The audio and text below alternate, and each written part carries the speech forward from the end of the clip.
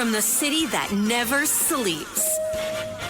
17 miles from Madison Square Garden, New York City. It's America at Night with Rich Valdez, America's favorite late-night talk program, featuring interesting guests from around the world and calls from across America.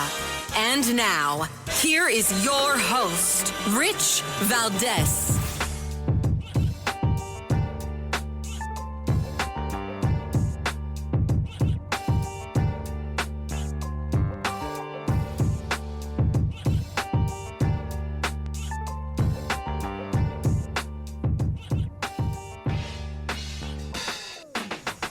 Hi there, good evening, and what's up, America? I am Rich Valdez, Valdez with an S at Rich Valdez on all of the social media. Welcome to our program. Hopefully you'll give us a call, 833-482-5337, 833-4-Valdez, and it's 7 minutes past the top of the hour. I'm happy to be with you, and we got a lot to talk about, man. I'm kind of all over the place because there's so much to discuss, but the big, beautiful bill, as the president would say, it has gotten through the House of Representatives by the skin of their collective teeth.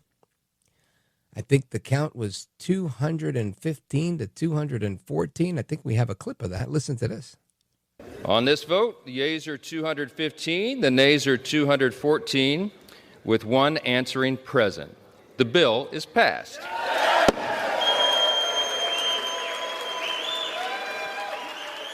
With one answering present. That was Andy Harris, Congressman Andy Harris, who's chairman of the Freedom Caucus. And we reached out. No response. I don't know what's going on with Andy Harris or why he voted present, but I'd love to hear from him. Anyway, we have the first phase of the big, beautiful bill. And, man, there's a lot in there, right? I mean, you're talking about no tax on tips, no tax on overtime, the Trump tax cuts of 2017 are made permanent in there so that Americans won't face the biggest tax increase ever. Absolutely huge bill. Am I in favor of huge bills? Not necessarily. But am I glad this one went through? Yeah, you betcha. This is a good one. If there was ever a need for a big bill, or at least a big bill that was a good one, this is it. Could we have done it smaller? Yeah, I think we could have. But it's been done, and I understand the need and the importance of getting it done, because if you don't get this stuff done, you don't get many more legislative wins down the road. Now, Mike Johnson, when he was giving his speech following the passage of this bill, he said, our colleagues in the Senate have promised me that they're not going to make any changes to the bill. They're going to leave it exactly as is. Of course, he said that tongue-in-cheek, because you never know what's going to happen with these bills. But I do believe that the Republican Senate will do what needs to be done to get this thing passed. Now, not going to be easy, but I think they're going to get it done. And, of course, every single Democrat voted against this. Every single Democrat in the House.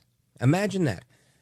If you're a Democrat and you're listening to this program, I want you to think of your favorite congressperson. Maybe it's Congresswoman AOC, all out crazy, our least favorite congresswoman from the Bronx and Queens, Alexandria Ocasio-Cortez.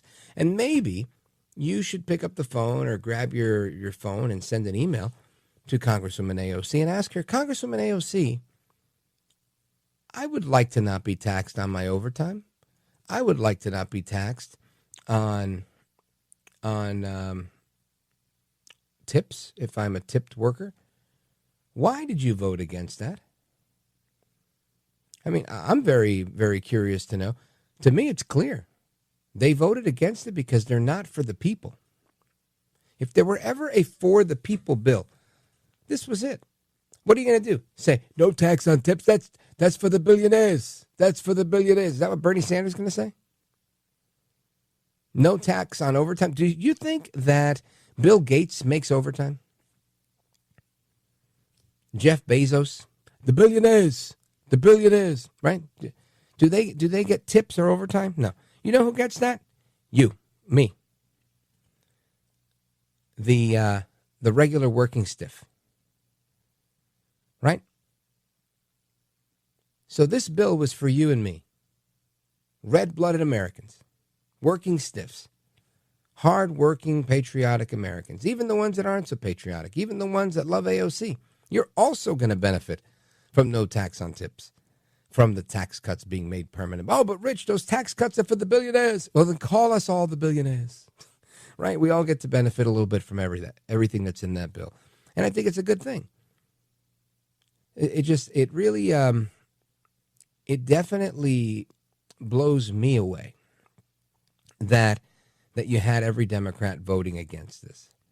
And it's not the first time we've seen the Democrats, vote in lockstep against we the people. But nonetheless, not a good look at all. So anyway, that's the big story there with the big, beautiful bill. Now, yesterday when we were on the air, we were talking about many things. But one of the things that we talked about as a breaking news story, because this stuff happened around this time last night, and we talked about it as it was breaking news on this program, was the shooting over by the FBI field office, which is right by the Jewish Museum, where these two individuals were murdered by a Free Palestine terrorist. And this is really interesting. The reaction online has been, what's the word I'm trying to find here? Disgusting, right? I've never seen so many people say that we need more people like this guy, Elias Rodriguez, because he's the person that shot these two individuals. I believe a Christian guy and his Jewish girlfriend, or vice versa. One was a Christian, one was a Jew. They both worked for the Israeli embassy. Absolutely horrific. Very young people. Celebrating, young people in professional life at a Jewish event. And that's it. Life's over for them.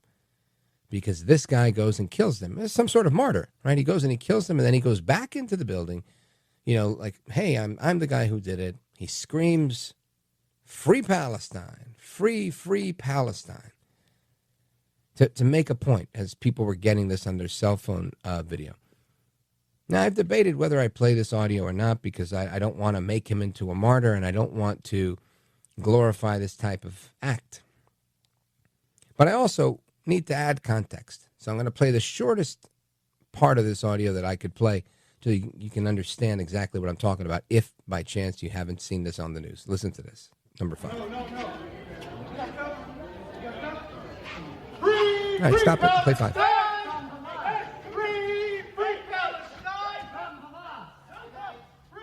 And there he is. This man is being handcuffed right now. Elias Rodriguez. And he's screaming, chanting, singing, "Free Palestine." So what does this tell you? I'll tell you what it tells me. It tells me that the world collectively is calling for more of this, right? People are saying the world would be a better place with more Elias Rodriguez's. We need an Elias Rodriguez in Turkey or in here. And one journalist was saying these things. And another person from the Bronx I saw on Twitter, and somebody tagged me in it. And I thought, this is disgusting. It is disgusting. I've never, I don't think I've ever called for the slaughter of anyone. In effect, that's what they're doing, right? He's saying "Free Palestine," but he's murdering innocent people in the United States. Now, I guess somebody somewhere is going to make the argument against me that, no, well, Rich, they're not innocent. They worked for the Israeli embassy. So therefore, they're complicit. If that's the way you think, then you're part of the problem. Very, very disturbing. Very, very sad. We're going to get into that in the next hour. I'm going to get some reaction to that, because I got to tell you, this is not cool. And And I can tell you, I don't believe this will be tolerated either. I don't think people are going to put up with that type of thing for very long. The guy's in custody, and I'm sure measures will be taken to make people safer. But people are people. And people don't like to be abused. People don't like to be taken advantage of. People don't want to be treated this way.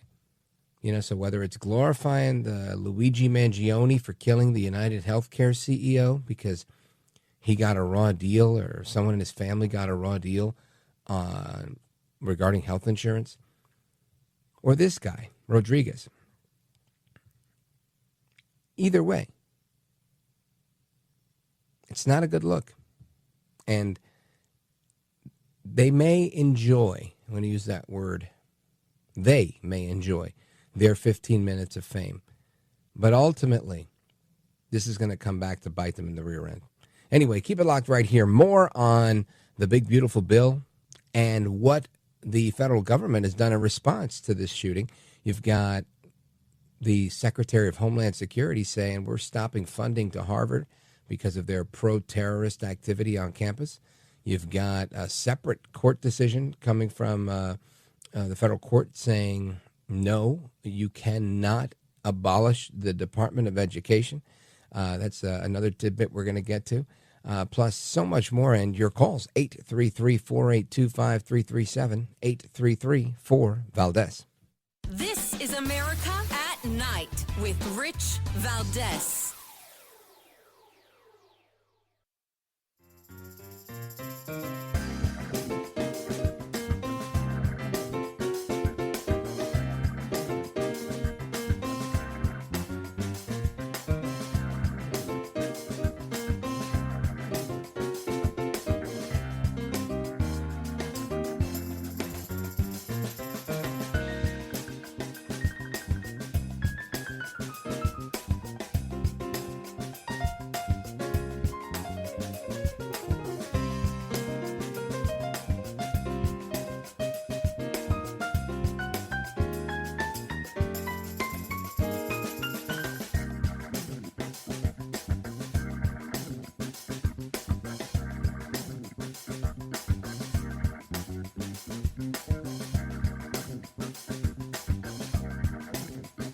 I want to listen to you, Rich, all the time. America at Night with Rich Valdez. All right, amigos, welcome back. And man, I tell you, I love that piano, that classic piano that's playing right there. I like to, people ask me, what do you do? I tell them, you know what I do? I make old school talk radio great again.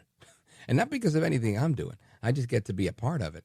I love the fact that we're live and we get to use a lot of these old school elements to keep that old school vibe going. Anyway, thank you to Count Delacula on the 1 and 2 over there, who gets to play all of these cool tracks for us. He does an excellent job at that. But anyway, I want to talk about, before we get into the education stuff, I want to talk about the big, beautiful bill. Because that big, beautiful bill, again, passed today. Johnson, again, announcing that the big, beautiful bill passed. The House chamber broke out into chants of USA. Listen to this.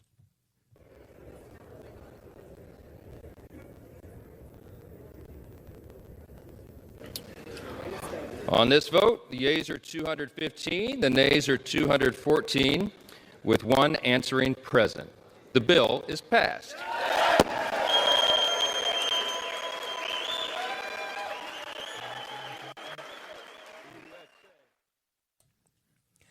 So there it is, the passage of the big, beautiful bill in the House of Representatives.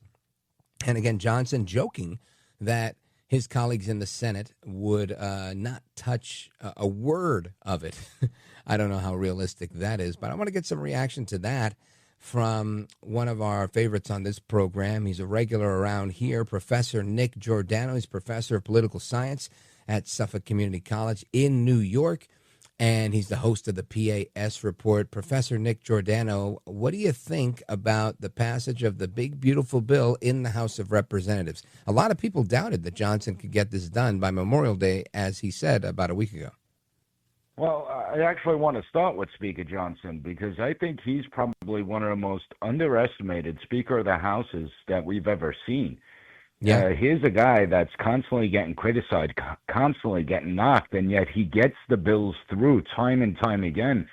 So he really is an effective speaker, and I think a lot of people underestimate his capabilities to bring people together, to keep the Republicans together, something that we haven't seen in so long. As far as the bill goes, it's certainly going to face some challenges in the Senate. You have a lot of Republicans that are dissatisfied with the spending cuts. They want to see more spending cuts. But this was a huge milestone that the House was able to get it through. That they worked with the caucuses in the blue states to get the salt tax cap raised, which the Freedom Caucus wasn't happy about. The Freedom Caucus did get some cuts that they were looking for. And let's face it, you know, when the Democrats come out and they complain that people are going to get thrown off Medicaid, Medicare, that's not really true. It's illegal immigrants that are going to be thrown off these programs to save some money. And I think most Americans would agree that if you're illegally in this country, you shouldn't have access to the benefits that American citizens are supposed to be receiving. But listen, it's not a perfect bill. We need to understand that. When you get these big budget reconciliation bills, there's a lot of stuff that goes into it. And what really does aggravate a lot of conservatives is the fact that the budget swelled with COVID. I mean, you're talking a budget that was at about $4.6 trillion that has gone up to $6.8 trillion, and it stayed there. COVID has been over for 3 years now. So why can't we reduce the budget back to pre-COVID levels? And I think that's what Senator Ron Johnson is trying to argue, and that's where I think the bill still faces some hurdles. Yeah, and similarly, there was a couple of folks in the House, Thomas Massey being one of them, arguing the same thing, more or less. And I don't begrudge them. I really don't, because I get it. Somebody's got to take a principled stand. Well, Massey, I begrudge a little bit because he's constantly opposing things, and it's okay. So what's the alternative? It's kind of like that's his job, though. Republicans have to start being strategic. They have to be more strategic. So right now, you have Democrats boxed into a corner. You have no tax on tips, no taxes on overtime. That's not helping the wealthy elite. That helps the middle class and the lower middle class. Mm-hmm. When you look at the salt tax, so they increased the salt tax cap. That puts every blue state Democrat in the House of Representatives, in the Senate, on notice. If they vote against this bill, you just created the Republican campaign ads going into 2026 in these blue states, saying that Democrats were not allowing the salt tax to be raised, the cap to be lifted, so that middle-class Americans in these high-tax blue states that are terribly run can actually get a little bit of relief.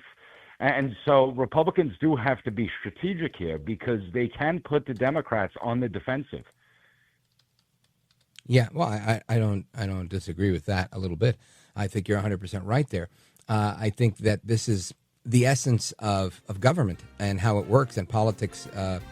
There's always going to be a variable, right? And not everybody's not going to get along all the time. And I think it's kind of the art of it, right, is to try and get along as often as you can. Nick Giordano, stick with us. We're going to continue with some of the conversation on the budget, as well as talk about some additional topics in education, your forte. Amigos, keep it locked right here. We're coming right back with Professor Nick Giordano and me, Rich Valdez.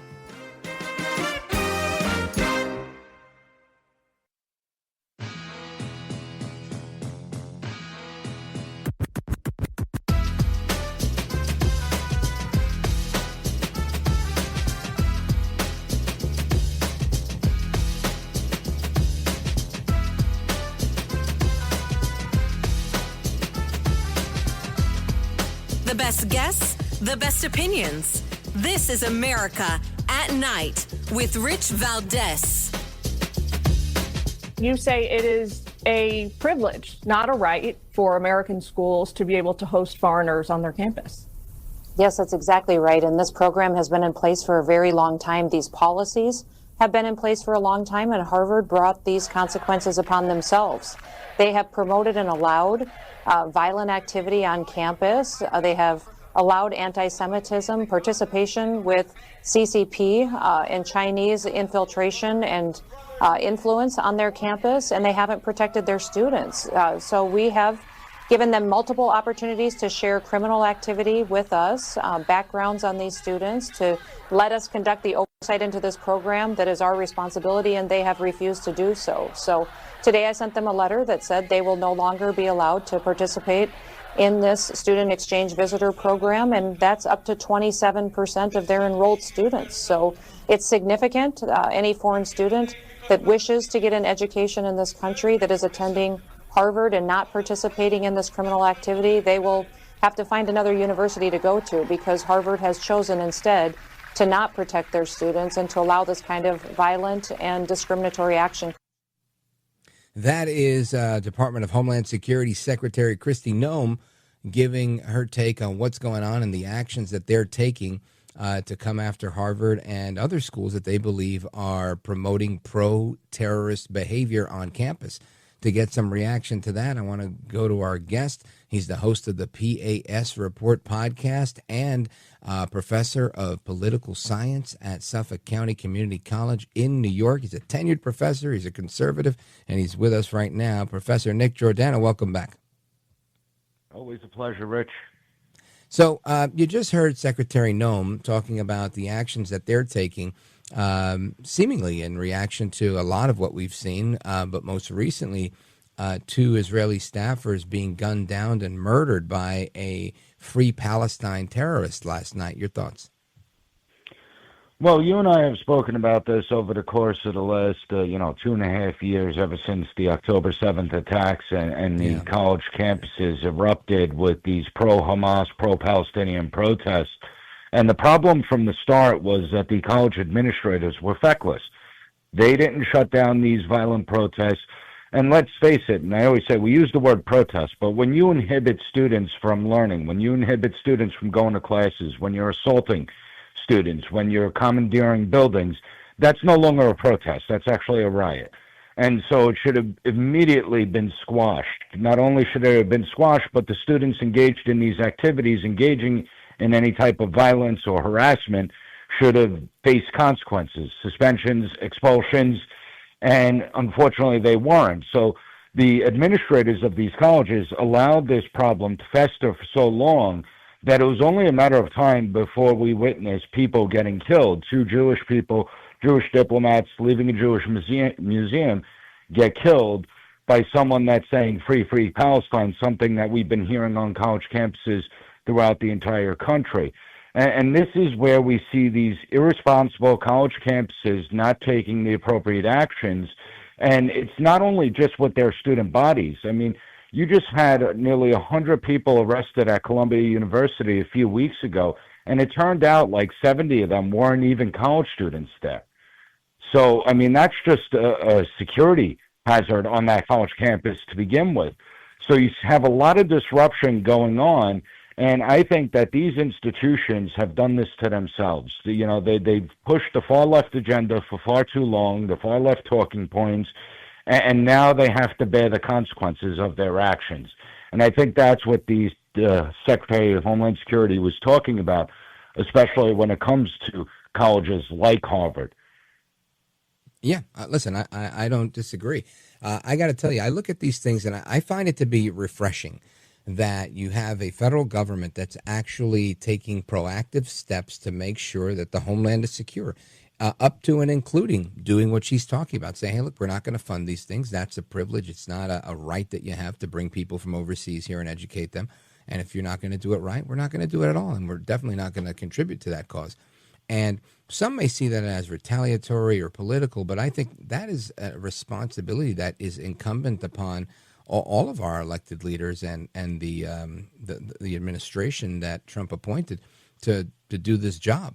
If we can't rely on them to keep America safe and to take the steps that are needed to keep America safe, who can we count on, Professor?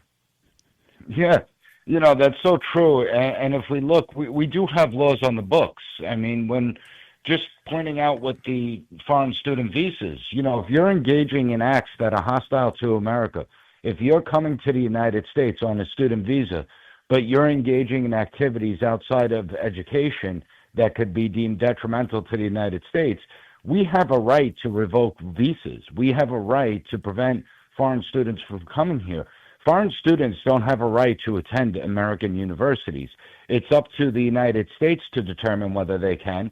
And universities don't just simply have the right to accept foreign students from other countries. They have to get clearance by the United States government. And guess what? If Harvard doesn't like the rules, they don't have to abide by them. But then they don't have to get their grant money either. So there are punishments. We all know how the federal government operates, and we all know that the federal government uses grant funding as a mechanism to get colleges and universities and state and local governments to do what they want. Well, now you have Trump in office. You know, under Biden, it was the promotion of DEI. Well, now Trump's there, and he's saying, well, if you're going to push DEI, if you're going to push a toxic agenda, if you're going to allow pro-Hamas protests on your college campuses, well, we're not going to sit by and do nothing about it. We're going to cut your funding, and we're going to prevent foreign students from attending your universities. And the reason that they're doing that is to get the universities to respond. Because at the end of the day, the university system is a business. They want to make money. And they do make a lot of money off foreign students. Foreign students pay, you know, double the tuition rate that American students pay. And so sooner or later, you're going to have the Harvards begin to capitulate to some of these demands that the administration's making of them. Yeah, excellent point, right? You put your money where your mouth is, and people are doing that, and they're saying, hold on a second, and Harvard might just turn around and say, all right, look, we're going to work it out, guys. Just keep coming.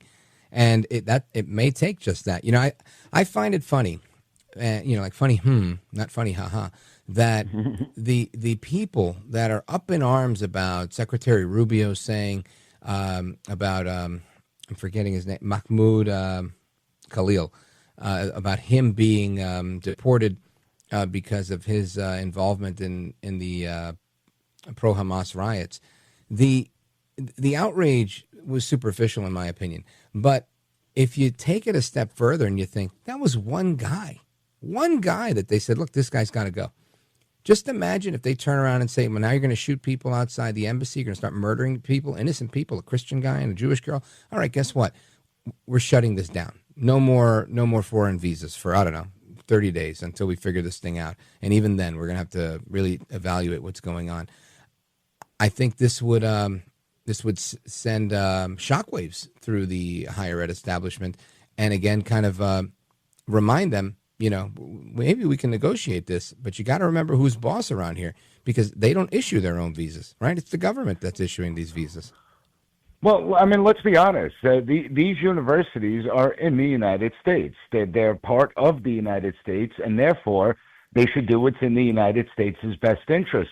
It amazes me, you know, if anyone checks out the mission statement of colleges and universities throughout the country over the course of the last 10 years, they changed it to talk about global citizenship. They began incorporating in their mission statements.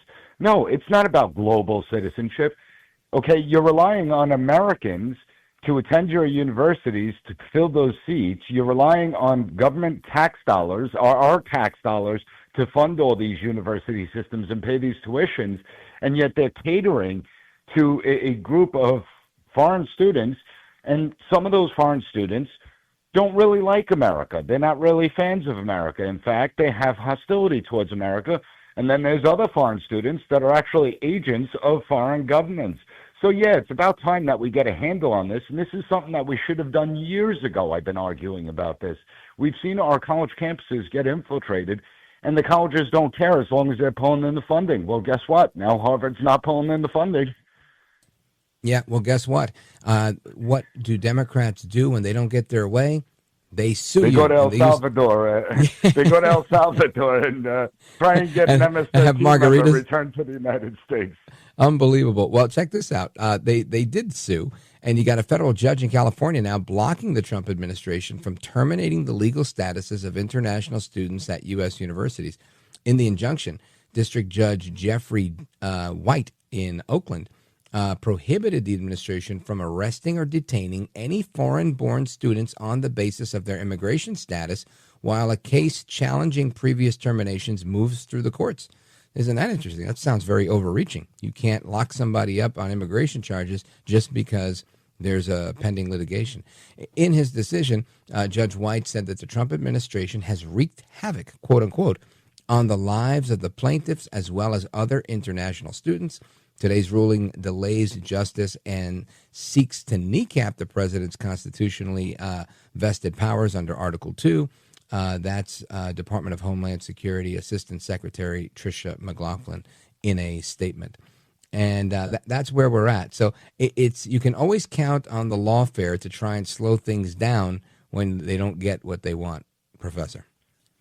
Absolutely. I mean, if we look at the injunctions, there was about, 9 injunctions against the Bush administration. There were about 12 injunctions against the Obama administration, 65 against the first Trump administration, 14 against Biden, and now that we're up to like 30-something against the second Trump administration.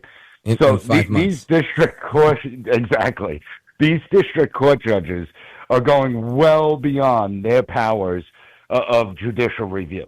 And what they're doing is they're hamstringing the executive branch of government, and that's judicial tyranny. Let's face it here. If a president can't determine who could come into our country and who can't based on congressional laws that were passed by Congress, if a president can't terminate provisional employees, the president can't determine who could join the military, who can't, well, what can a president do?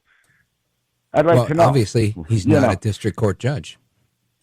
And that's the amazing part. It seems district court judges have more power than the President of the United States and the Supreme Court of the United States, I may add. One district court judge should not be able to push a nationwide injunction. If that district court judge just wants to put a temporary ruling on those particular plaintiffs, that's one thing. But what they're doing is they're issuing nationwide injunctions to stop the administration from carrying out the executive functions of this country. And that's unacceptable. It's getting to a point where it's absolutely absurd. I agree with that. Professor Nick, stand by. I want to come back and talk about another legal issue that came up today. The Department of Justice being abolished. A federal court says, no, not so fast. Yet another injunction. Don't go anywhere. This is America at Night with Rich Valdez. Call now, 833-4-VALDEZ. That's 833-482-5337. 833-4-VALDEZ. That's Valdez with an S.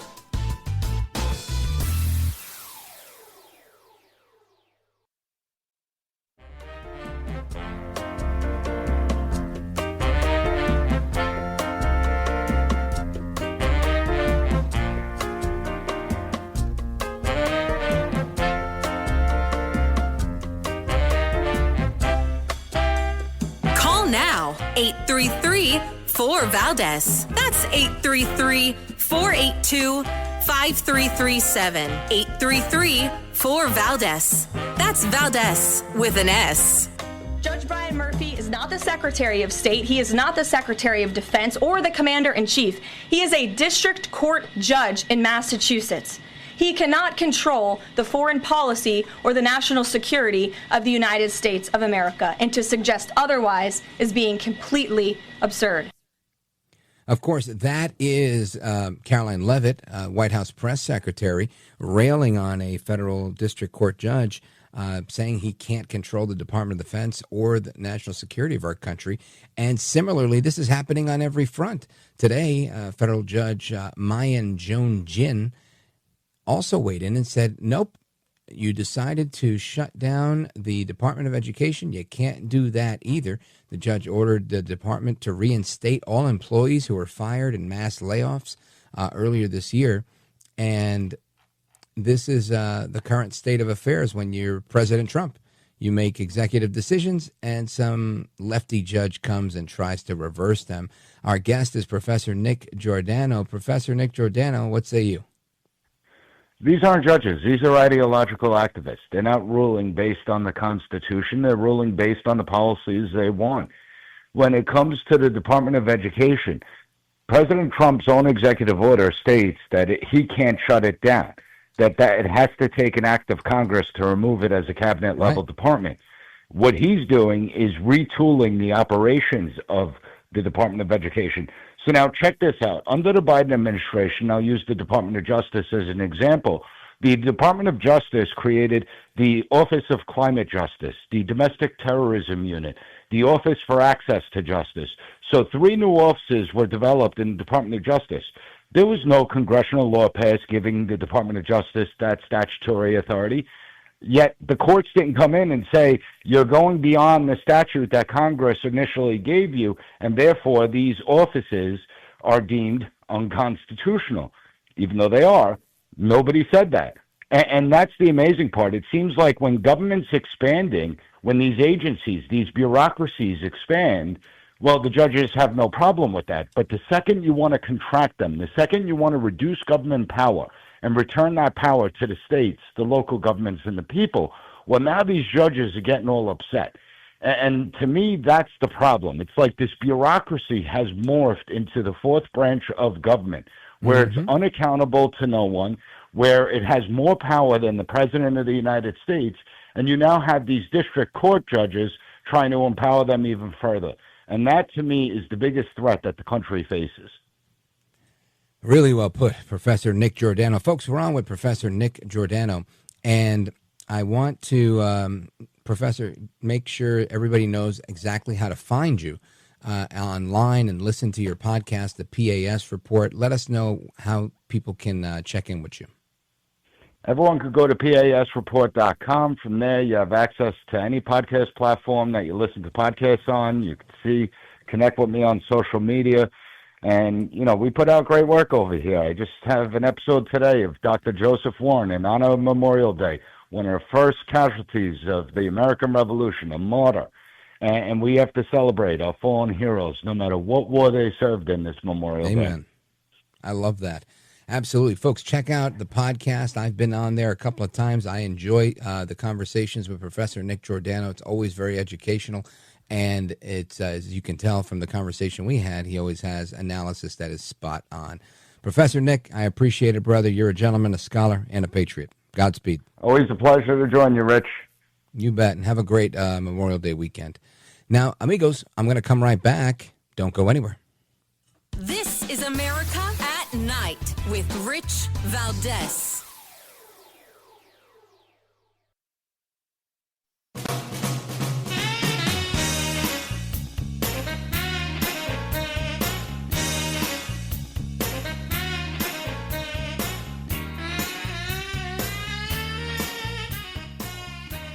All right, amigos, welcome back to the phones. We go open phones across America after the guest leaves. We like to, tap into America. We the people. Let's go to Idaho.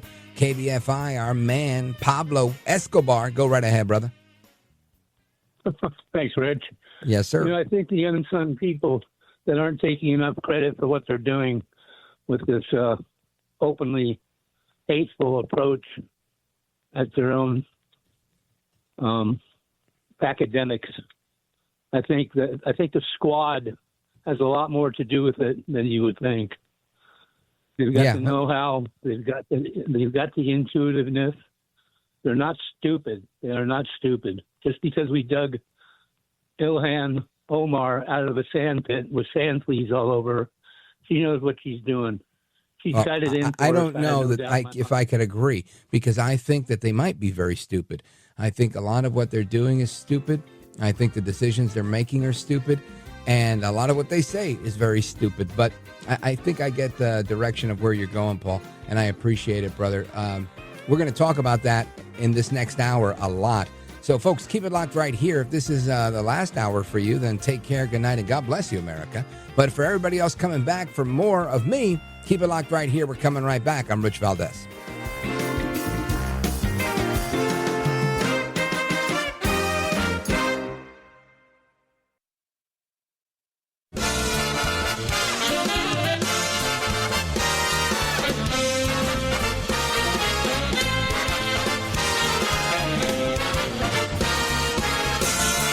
Live from the city that never sleeps. 17 miles from Madison Square Garden, New York City. It's America at Night with Rich Valdez, America's favorite late night talk program, featuring interesting guests from around the world and calls from across America. And now, here is your host, Rich Valdez.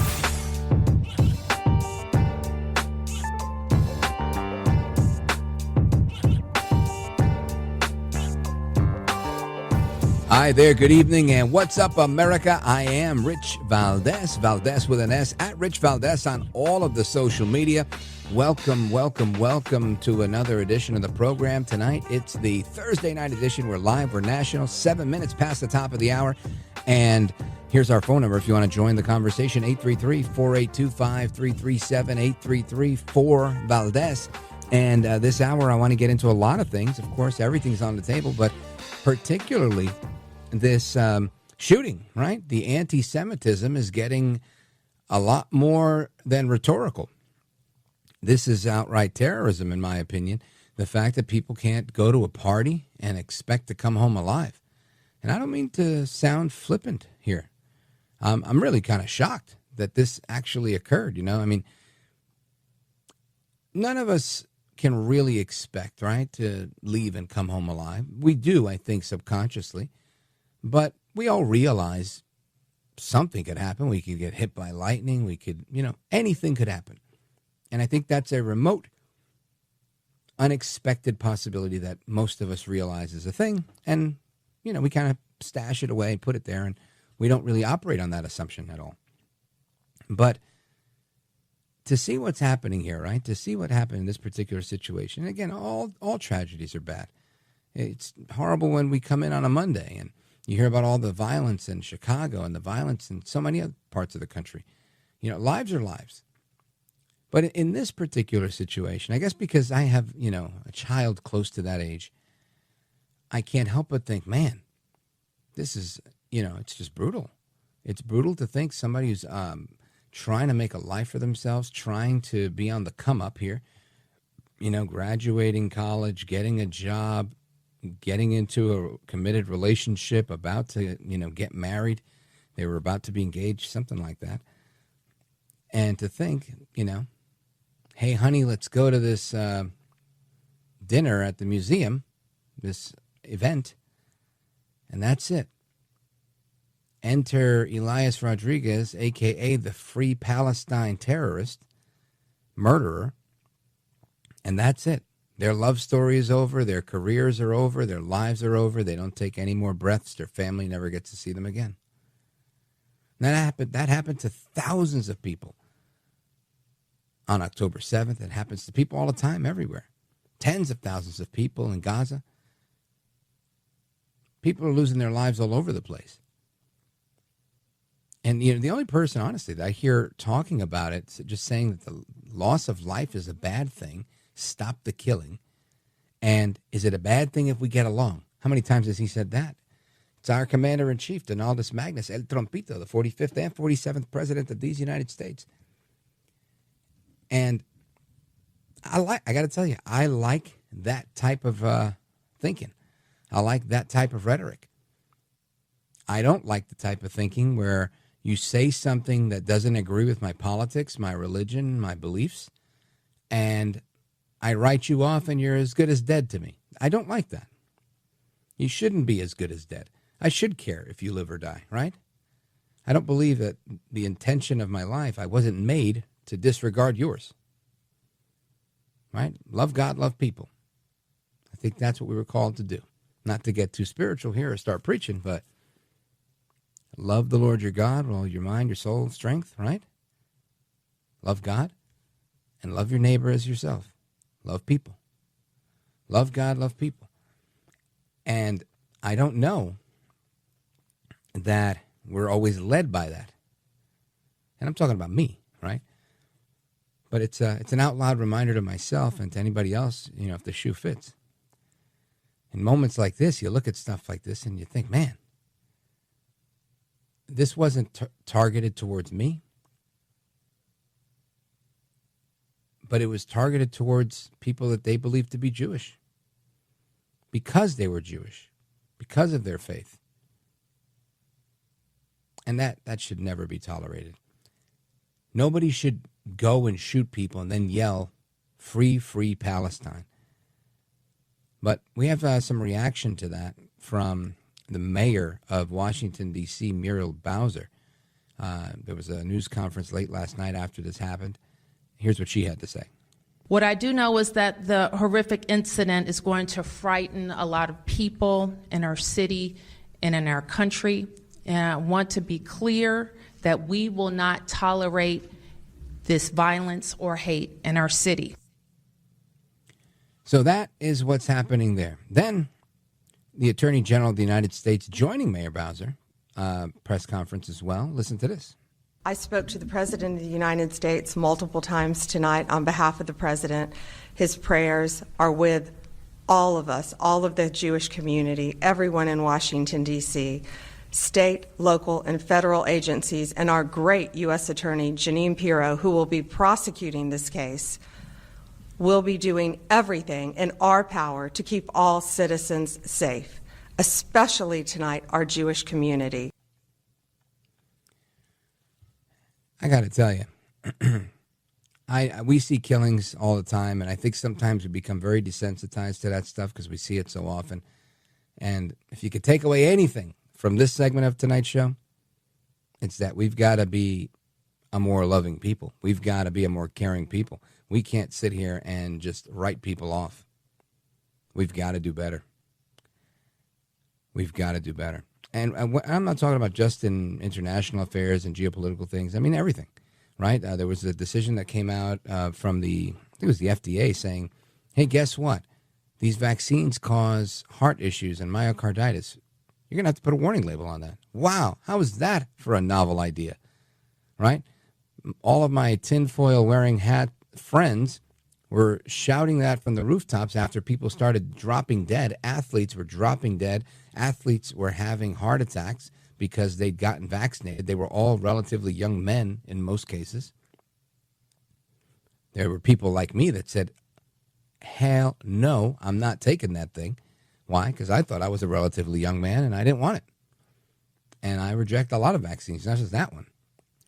And for some people, this was common sense. For others, it was, something that they looked into and researched before they made the decision. Either way, this is where I agree with my friends on the left. Your body, your choice. So kudos to the folks in the federal government that said you're going to put a warning label on the COVID vaccine saying that it may, in fact, cause myocarditis in young men. Good for you. And I wanted to give you a quick clip of President Trump and Bobby Kennedy. And I don't know if Bobby Kennedy is speaking in this particular clip, but he's right next to President Trump. And they're at a MAHA commission meeting, Make America Healthy Again. And, well, I'll probably play this in a couple of minutes, maybe in like 15 or 20 minutes. But it's great to hear how they're looking at this and how they're monitoring the numbers on things and really looking at tackling chronic disease. So I want to spend some time on that, and given the time, I don't want to start playing it now and not be able to get into it. So I'm going to stay on the current theme of this horrific attack on these two individuals that worked at the Israeli embassy and were likely targeted because of that. And we're going to have some discussion on that, plus your calls. 833-482-5337, 833-4-VALDEZ. This is America at Night with Rich Valdez.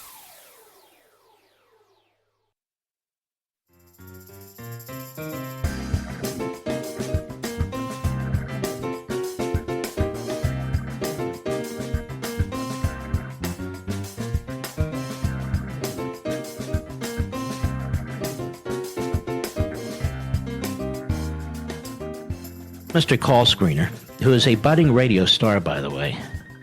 Richie Valdez is terrific. This is America at Night with Rich Valdez. All right, amigos, welcome back. That right there was the great one, Mark Levin, by the way. I spent many years working with the great one, Mark Levin. He taught me a lot of what I know about talk radio. So salute to you, sir, the great one, Mark Levin. Anyway, I want to get into this audio clip that we have. And in this clip, Katie Kalischer is an eyewitness of what happened at the celebration, at the event at the Jewish Museum. And here's what she said about last night's events. So I was at the museum for this nice event, and suddenly we heard some gunshots coming from outside the building, maybe 10, 15 gunshots. And we didn't really understand what's going on, but there was a man who came in, and he's like saying, like, call the police, and he's covered in rain, and he looks very distressed. And so we're trying to offer him some help. And even one of my friends asks him, like, are you okay? Can I get you some water? And he's like, yeah, actually, that'd be great. And I'm like, so do you like this museum? And he's like kind of playing dumb with me. He's like, oh, what kind of museum is this? And I'm like, it's a Jewish museum. And he asks, do you think that's why they did it, in reference to the gunshots we had heard? And I was like, yeah, maybe. I don't know, but I don't think so. I hope not. And that's when he reaches into his bag and pulls out a keffiyeh and says to me, I did it. I did this for Gaza. And then he starts shouting, free, free Palestine. And the police show up and arrest him. Again, that is eyewitness Katie Kalischer on Fox News today, giving her account of what's going on. For a reaction to this, I want to bring Elliot Resnick into the conversation. He is former editor-in-chief of the Jewish Press, and he's with us now. Elliot Resnick, welcome. Thank you so much for having me. My pleasure. So let's dig into this, because I think that there's been a lot of reaction from many, many different directions. Just to give you some insight, some of the reaction that I've been seeing on Twitter, I'm going to label as disgusting. I think there was a lot of very, very negative statements, people saying we need more Elias Rodriguez in the world, naming specific countries where they need, where they want this type of thing. And I thought, this is, not only insensitive, but just outright brutal. What type of reaction are you seeing? Yes, no, I've seen some of the same reaction that you saw. And, the way I see it is that these two murders really are the natural outgrowth of a dereliction of duty on the part of our political and cultural elite. Because for almost 2 years now, there have been these radical leftists and radical Muslims going around the country, harassing Jewish students, terrorizing Jewish students, occupying university buildings, blocking bridges and their approaches to airports and highways, and spray painting vile anti-Israel, anti-American graffiti all over the place. And what has happened to these people? Virtually nothing. So what I think needs to happen is that tomorrow, every mayor of a major American city needs to get in front of a microphone and say, I don't care how passionate you are about the conflict in the Middle East. You will not bring that conflict to the streets of America. That's not what the United States is about. The United States was founded to be a land of opportunity, a land of fresh beginnings, a land where we leave the problems of the old world behind, not where we bring the problems of the old world with us. So if you're passionate about Gaza, by all means, go to Gaza. If you're Jewish, fight in the IDF. If you're a Muslim or Arab, fight with Hamas. But do not bring that conflict to our shores. And if you do, we will prosecute you to the fullest extent of the law. What would you prosecute them for if they're simply sharing their free speech? Well, most of them are not just sharing their free speech. Like I mentioned, they block highways, they block the approaches to airports, they block bridges. They've done a lot. The graffiti is certainly a crime. Sure. I've been stuck in traffic in Brooklyn because they were marching down the street on a Saturday night without a permit. You never get a permit for a Saturday night. But they were marching down the street, and the police were doing nothing. And by the way, so they definitely do commit crimes all the time when they occupy buildings. That's trespassing. I'm a January 6er. There are many January 6ers who were prosecuted for trespassing. Sure. Why would you prosecute them for trespassing? And by the way, so those are the crimes they commit. But also, I don't even think there should be all these protests at campuses. A college should be for learning. If you're not interested in learning, get out. So, I know that's not a legal thing, but I think every university should say, you are welcome here to study. You're not here to make a ruckus. And certainly foreign students should not be welcomed here to make a ruckus. Yeah, well, listen, I agree. And just today, I'll share this headline with you. I just shared it a little while ago. It's on AOL.com. It came out at 9:37 p.m. today, so about a little less than an hour ago. Here's the headline. Federal judge blocks Trump administration from revoking international students' legal status. And the district judge, Jeffrey White, out of Oakland, California, he says that the Trump administration has, quote, wreaked havoc on the lives of plaintiffs as well as other international students, and basically saying while there is litigation going on, I'll read it for you. Right here it says here, prohibiting the administration from arresting or detaining any foreign-born students on the basis of their immigration status while a case challenging previous terminations moves through the courts. So, Elliot Resnick, I think this is ridiculous. You're going to tell me that if I'm Marco Rubio or I'm President Trump, I don't get to say, hey, listen, you guys that are here promoting Hamas, which is a known terrorist organization in the United States, recognized by our government as a terrorist organization, you have to go. You can't do that here. That's legal, and it's been done before. Now they're saying you can't do it until they adjudicate this case, and nobody gets to be kicked out. Now, obviously, this is an overreach by a federal judge, but this seems like insanity. I agree with you. The judicial branch is completely out of control at this point. They're basically treating themselves as if they were the president and they were making foreign policy, and that's not the way the Constitution was set up at all. Yeah, and I think it's just extremely uncouth to do it the day after, two people are murdered at a Jewish event because they work for the Israeli embassy. It almost seems like there is as much of a deep state as there's also an anti-Semitic deep state, if you will. Right. I mean, and this is the problem. Like you said, it was completely tone deaf to what just happened. But also, I mean, this is not just about a foreign conflict. The people who hate Israel almost always hate America also. And these people are not, nice protesters who are walking down the street peacefully holding signs. These people harass Jews who have nothing to do with Israel. These people hate. I was just 2 days ago, I was outside in my neighborhood. There was a 5-woman protest, all older ladies. They were protesting. One had a sign, "Stop the genocide in Gaza." And the lady next to her was wearing a sweatshirt that had 2 words. The first word was a verb that started with the letter S, a curse word, and the second word was ice. So these are the same, what is it, group of feathers flock together, something like of that nature. These are not people that we actually really want in our country. Yeah, definitely people that are not helping the situation for sure. Folks, we're on with Elliot Resnick. He is the past editor-in-chief of the Jewish Press, and he's our guest this evening. And Elliot Resnick, coming back, I'm going to play a clip of President Trump's reaction to what's going on, and I want to get some of your final thoughts on this topic and anything else you might want to add. And everybody else, of course, your calls are welcomed. 833-482-5337 is the phone number if you want to join us. We're live and national. And if you missed any part of this interview or any of the interviews we've done this evening, just go to richvaldez.com.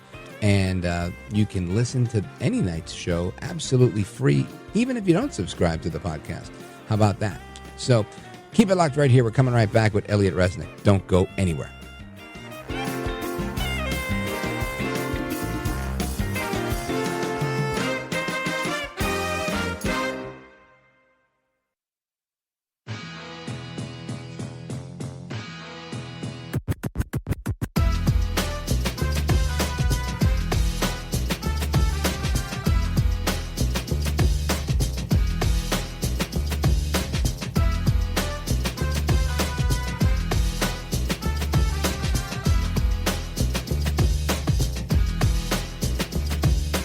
So glad to be on your show, Rich. It's just an amazing broadcast that I hope the rest of America listens to every day. America at Night with Rich Valdez. In a written statement this morning, the embassy saying that the entire staff here is heartbroken and devastated by these murders. They say no words can express the depth of our grief and horror at this devastating loss. The couple, who are also staffers here at the embassy, walked out of that museum hand in hand, leaving behind an evening dedicated to peace and humanitarian values. But within moments, Yaron Lachinsky and Sarah Milgram were gone, gunned down. Ambassador to the United Nations, Danny Danon, describes this as a horrific attack, not just on Jews, he says, or Israelis, but on the values of freedom and the safety in the United States. Yaron and Sarah were reportedly preparing to announce their engagement next week in Jerusalem. This wasn't a random act. Officials say it's the latest, most violent expression of rising anti-Semitic rhetoric spreading through campuses and protests throughout the country. Israeli leaders, including President Isaac Herzog, condemned the killings. U.S. officials have also expressed outrage, promising justice. That is a report on the shooting from last night that we brought to you as it was, brought to us, breaking news last night. And we're still having that discussion today. Very, very, a lot of people very upset about this. And I want to give you a little bit of the reaction that we got from Congresswoman Ilhan Omar. She was approached earlier today by a reporter asking to give her some reaction, a comment, and here's what she had to say. Congresswoman Omar, can I get your reaction to the shooting that happened in D.C. last night? I'm going to go for now. I'm going to go for now. That's the extent of it. Now, this is, again, from the woman who said some people did something, right? When she was talking about the thousands of people that were murdered in the 9/11 attack. And just amazing how, I'm going to be generous and call her tone deaf, she is at times. Now, Caroline Leavitt, White House press secretary, weighing in on exactly that response. Listen to this. Do you or President Trump have a message to politicians like Ilhan Omar, who only this morning explicitly avoided condemning this act of terror? It's despicable. And frankly, we have seen a rise in anti-Semitic protests, of pro-Hamas protests, of terrorist sympathizers. We saw them on our college campuses, and we've seen the Democrat Party turn a blind eye and in some cases actually embrace such anti-Semitic illegal behavior. And that's why this administration has done more than any administration in history to crack down on anti-Semitism. And she's 100% right. This administration has been a strong supporter of the state of Israel, a friend to the Jews, more so than we've seen in the past. And I want to continue to get some reaction to Ilhan Omar and the rest of this developing story and what's going to happen here on out, what we're learning about the shooter. And we're going to do that with our guest, Elliot Resnick, editor-in-chief, emeritus of the Jewish Press. Elliot, welcome back. What do you think about Ilhan Omar's response or lack thereof? Well, unfortunately, this continues a long pattern that she has set over the last few years. She's from Somalia. She doesn't seem to be very fond of this country. And again, this is what concerns me, to continue my point from before, is that I don't want to bring the conflicts of the Middle East to American shores. I don't want a Somalian bringing Somalian politics here. That's only going to lead to, conflict like we see in Africa, like we see in the Middle East. We don't want that. We just want to be here in America fighting American fights, not fighting foreign fights. So someone like Ilhan Omar, who doesn't really care for Jews, doesn't really care for Americans, has no gratitude to this country for letting her in here, for giving her the opportunity of a life to be a congresswoman in this country. So she shouldn't be in the Congress, and we shouldn't have people like her altogether. We need to get back to a country where everyone loves this country and wants to serve this country and stops playing identity politics. Yeah, really well put. Now, Elliot Resnick, let everybody know where they can find you and how they can keep up to speed with the work that you're doing.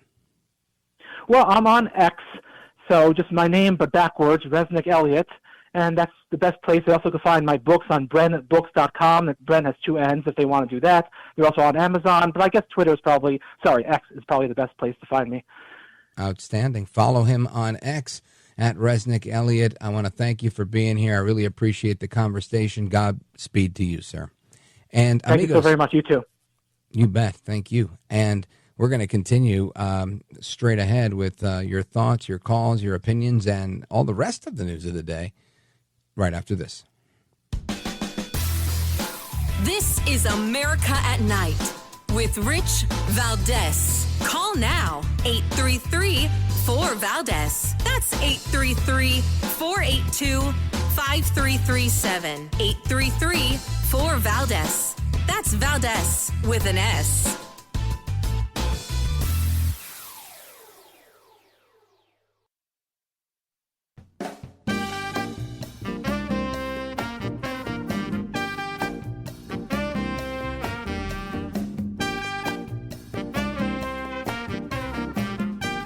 After the guest leaves every night and we're doing open phones, kind of at the heartbeat of America. And you sit there in this radio studio and suddenly you hear voices. Mobile, Dallas, New York, Miami.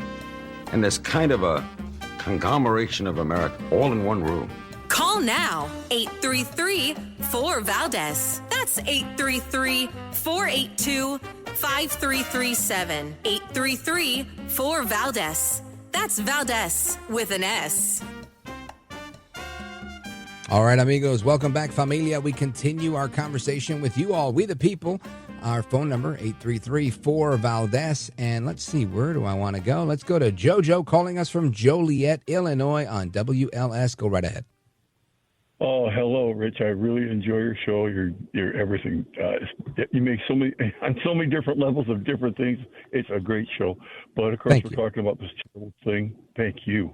This terrible thing that happened, and my thought on it is that these are like emissaries or ambassadorships people. So they're connected to Israel, and I think that we should ship this guy out as a de facto, like Palestinian army, and let Israel resolve it with them. And I think they deserve the pleasure of making that decision on him.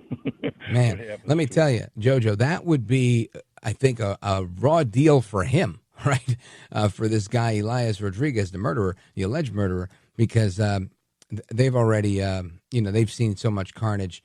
They're ready to rock and roll. It's probably a good thing for him that he's going to be sentenced and tried for a crime here in the United States and not as an enemy combatant or a part of a foreign terrorist organization. But interestingly, let us just say that he is, removed from the country on the basis of being affiliated with a foreign terrorist organization. I don't know if he legally can, but that would certainly be a deterrent for this type of crime. To let people know you're not going to catch a murder charge and go to the state pen. You're going to be deported to Israel.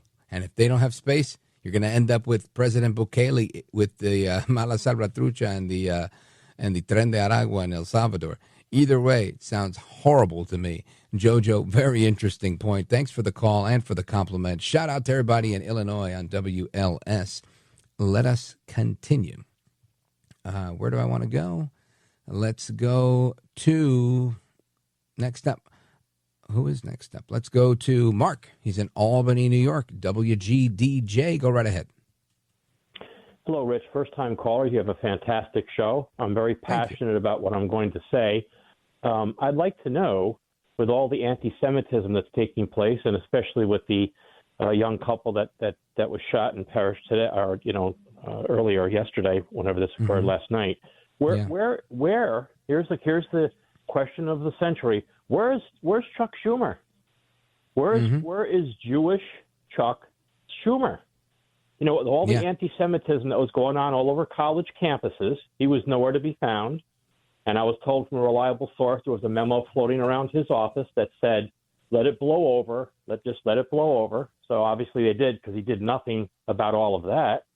And now this young couple is gunned down, and where is he? Where's the Democratic defenders out here? You're going to defend this? Where is he? That's the big question. Not a word. Yeah. Crickets.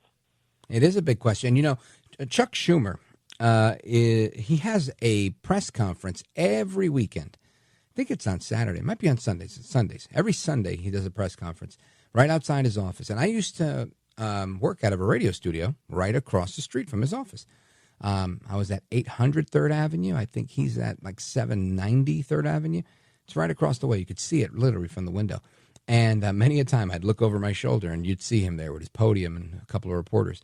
So, where is Chuck Schumer is a great question. And he's not the only one, but he's always one of the ones out there that's happy to tout his Jewish roots. And listen, whether or not we agree with what he says, he should have something to say. He should be on the record, and he should be making a little bit more noise than he is, other than maybe a tweet or a statement from his office. So I think you raise a really good point. And all I can tell you is he's in hot water.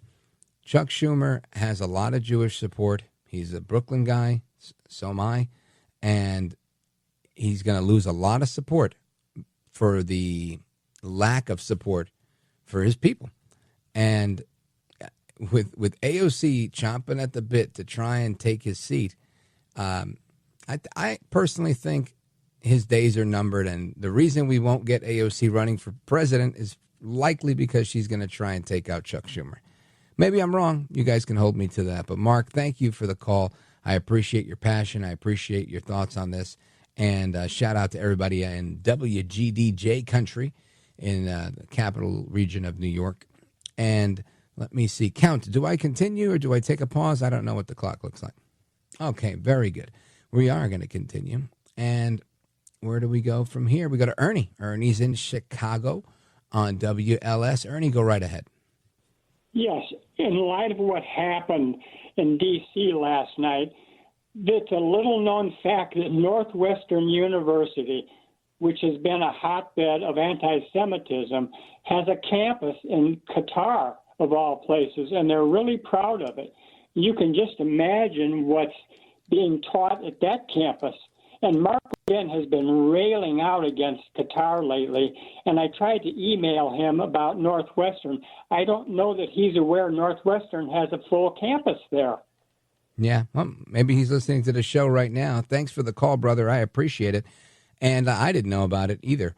But it doesn't surprise me. It doesn't surprise me. I know Qatar has been long trying to make a lot of inroads here. And, this opens up the door for me to say something, not necessarily about what you just said, but on a broader issue.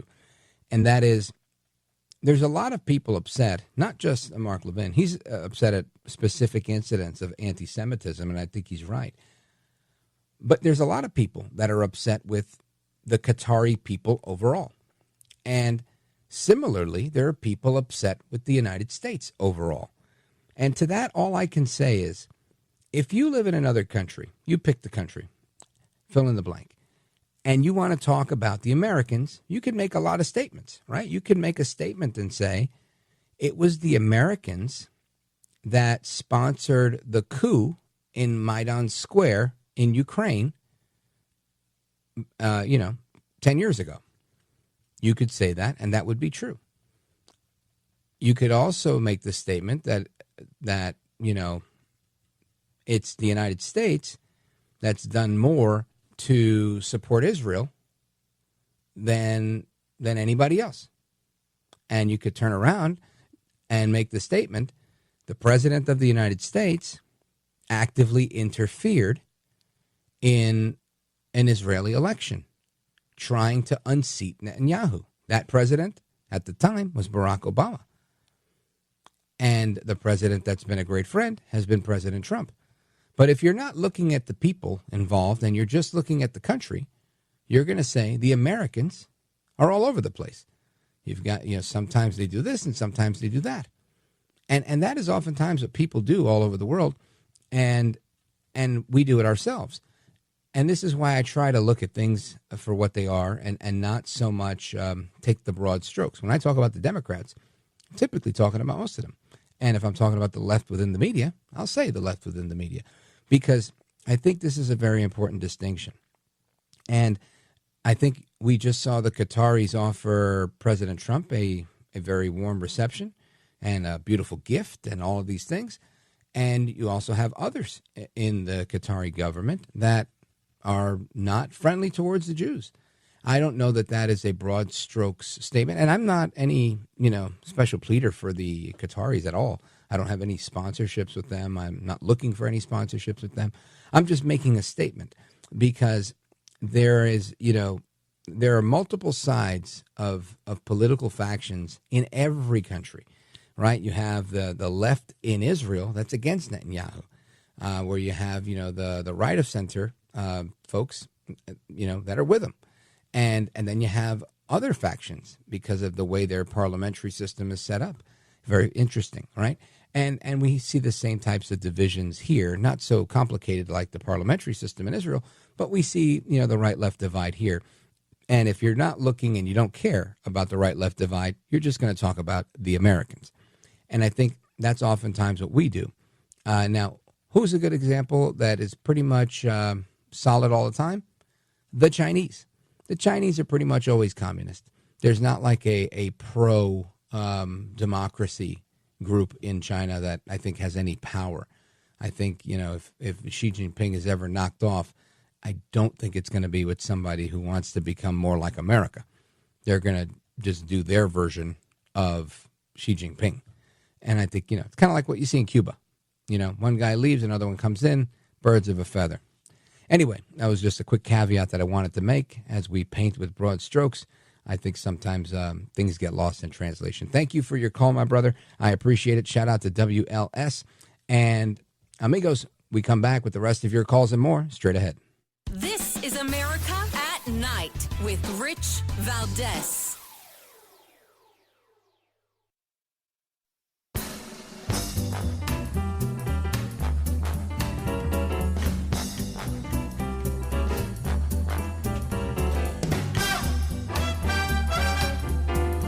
This is America. This is Night. This is Rich Valdez.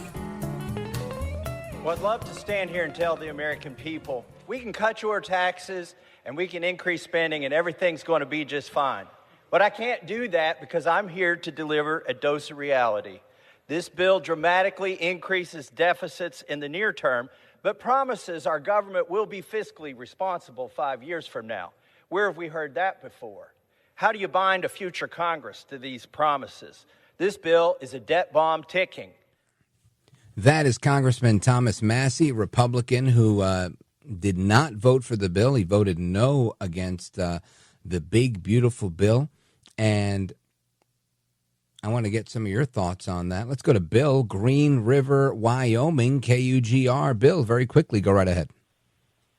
Yeah, well, Thomas Massie is probably the only member of Congress that's not getting money from IPAC to vote the way they want them to vote. Okay. Now, do you think that getting money from AIPAC is part of the bill? He has evicted IPAC from his office in Washington, D.C. He told them to go away. Is that a good thing? He's one person that's not bought and paid for by IPAC in Congress. Does that make you happy? Yes, it does. All right. Well, thank you for that, Bill. I appreciate it. Shout out to KUGR. And let's see, where else do we go? Let's go to Mark, Broadview, Illinois, WLS. Mark, go right ahead. Hey, love your show. Thanks for taking my call.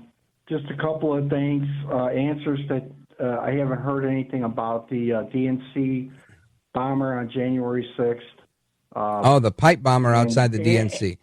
I was on TV a couple of days ago talking about this, Mark, and my response, I'm pretty sure, was unpopular opinion. Everybody thought I was going to give them something good. But here's what I told them. We're never going to know who that is. We're never going to find out who that is. The information's probably not in the file. They knew Cash and Bongino were eventually going to get there, and well before they ever set foot in any of those offices, there was no information that they could use that would help them get to the bottom of that. So I think that remains a mystery forever. That's my unpopular opinion, because they know these guys are good cops, and they don't want them to do a good job. And that's the deep state for you. And these guys are fighting the deep state. So shout out to Cash and to Dan Bongino for doing what they do. And amigos, we're coming right back. Your calls, thoughts, and opinions, and more straight ahead. Keep it locked right here. I'm Rich Valdez.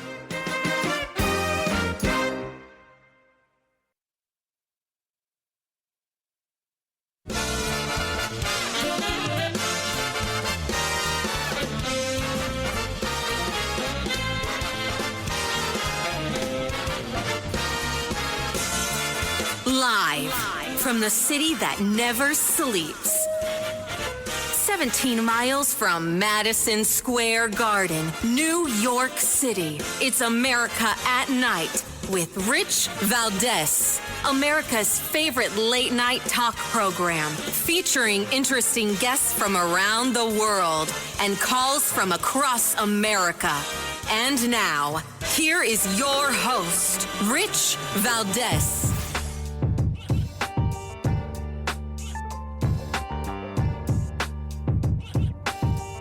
Hi there, good evening, and what's up, America? I am Rich Valdez, Valdez with an S, at Rich Valdez on all of the social media. Welcome, welcome, welcome. It's another hour. We're live and national, 7 minutes past the top of the hour. Here's our phone number if you want to join us, 833-482-5337, 833-4-VALDEZ. And happy Thursday to everybody. And I want to get into a bunch of stuff. We've been talking about what's going on in the headlines. And again, the headlines that I'm looking at are the big, beautiful bill passing through Congress, the reaction, continued reaction to the shooting that occurred last night, a double homicide in just about a block away from the FBI's Washington field office at the Jewish Museum, where a young couple was murdered by a Free Palestine terrorist murderer. Literally shouted free, free Palestine moments after he shot these people dead. And again, according to an eyewitness, they said they heard 10 to 15 shots. That's a lot of shots for two people, in my opinion. Anyway, we've got a soundbite from White House Press Secretary Caroline Leavitt. Listen to this. President Trump is saddened and outraged over the brutal murder of two Israeli embassy staff here in Washington, D.C. last night. Yaron Lashinsky and Sarah Milgram were a beautiful young couple. In fact, we learned that Yaron was planning to propose to Sarah next week in Jerusalem. Yaron's father, Daniel, spoke about the young couple's devotion for one another this morning. He said, "They were in love, one for the other. The embassy told us they were like a star couple at the embassy. I never expected something like this. He had his whole life before him." These words, especially every parent knows, are heart-wrenching. The evil of anti-Semitism must be eradicated from our society. I spoke to the Attorney General this morning.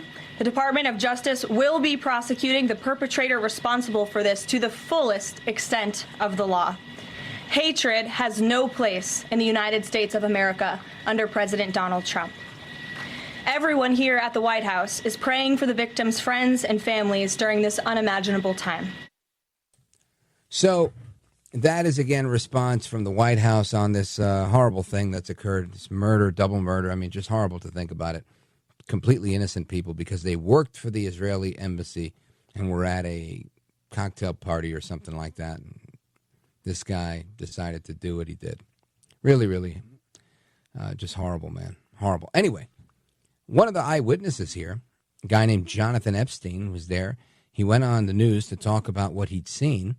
And when he says that all the riots that we saw at college campuses, including at Columbia University in New York City, literally kind of gave permission to kill their opposition.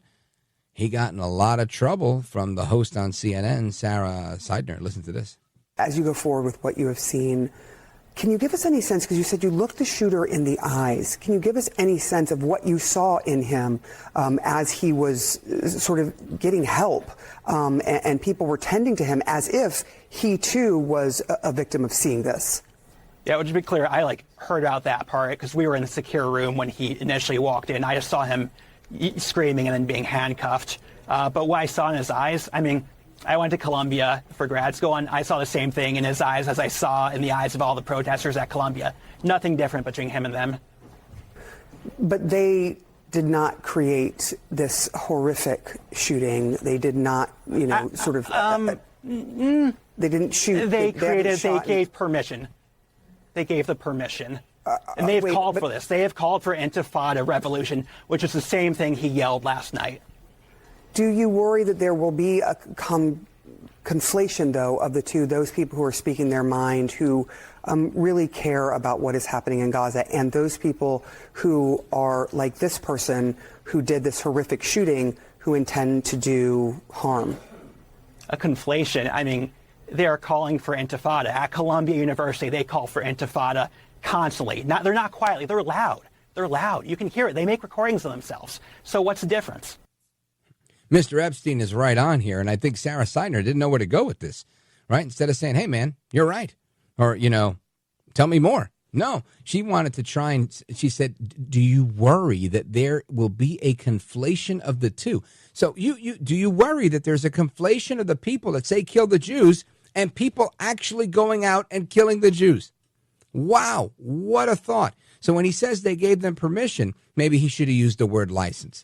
They were given license by these the blind eye that was turned to these terrorists in training on these college campuses, the ones who took the Dominican janitor hostage, right, at Columbia Morningside Heights campus.